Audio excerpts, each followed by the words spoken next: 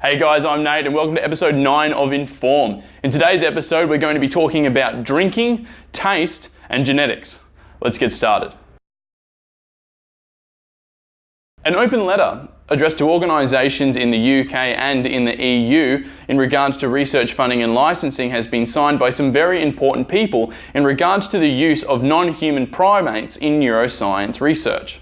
The letter uses new research from a study called, and I have to check this one, Non-Human Primates in Neuroscience Research, the Case Against Its Scientific Necessity, which highlights and provides evidence against the use of this type of research, especially one which results in the restraints of these non-human primates or the withholding of essential fluids. The letter states that since there are currently alternative human-based approaches when it comes to studying neuroscience, that this testing style is no longer needed and that is something that needs to be evaluated and reviewed.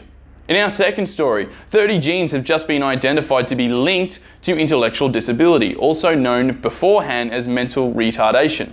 Intellectual disability, or ID, becomes evident in most people under the ages of 18. It is measured in IQ by someone having a score lower than 70, and because of their ID, an individual can have limited intellectual abilities as well as practical skills.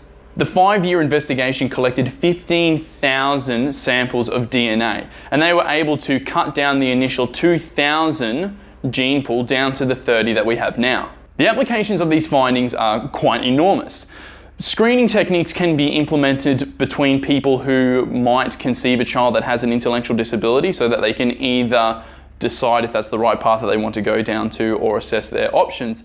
But also, if we identify the genes in which an individual has, then we might be able to come up with some therapeutic options to increase their intellectual abilities. And in our third story, alcohol dependency in rats has been completely reversed by scientists from TSRI by targeting a particular neuron pathway in the brain. The addiction stems from a loop of neurons within the amygdala, that when a person drinks, these neurons are activated, and this activation drives the person to want to drink more, and it is this loop which can result in addiction in some people. The researchers were able to identify the very specific loop which was only activated through the consumption of alcohol. And what they were able to do was inject a protein compound into the rats. This inhibited this neuron pathway from firing, and the rats completely forgot that they were dependent on alcohol and essentially stopped consuming it altogether. What's really cool about this finding is that it lasted for 7 weeks, and it also didn't have any of the withdrawal symptoms that a lot of people associate with coming down off addiction, like shaking. The researchers actually didn't initially believe their results, so they trialed it 2 more times and came to the same conclusion. Now all they're going to be doing is testing to see if they can find a similar mechanism within the human brain and how it can be switched off to stop a person from becoming dependent on alcohol.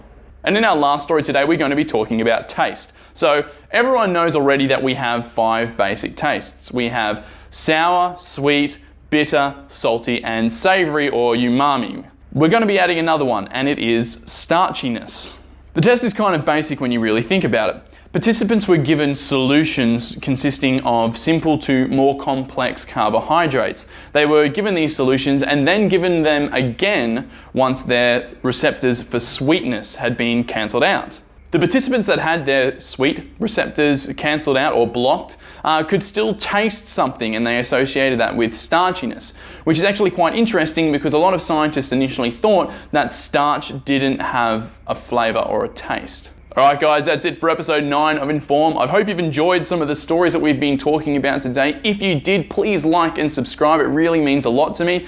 If you have any questions about some of the stories that I've talked about today and want to know more, I have links to the articles down below, or you can flick me a question. And as usual guys, thanks for watching.